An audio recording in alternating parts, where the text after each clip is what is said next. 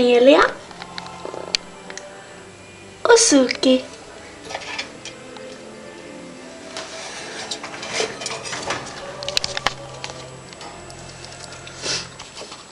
Oj, vad gott det var med ägg. Och Cornelia hugger in på en makaron. Och Suki gillade ägget. Det var gott minsann.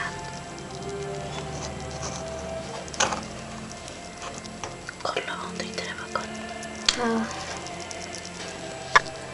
Smaskar.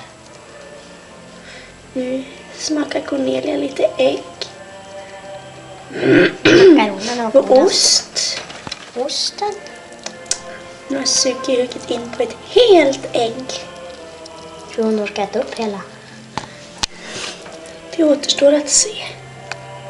Men nu ska de få äta i fred, mina små sötnosar.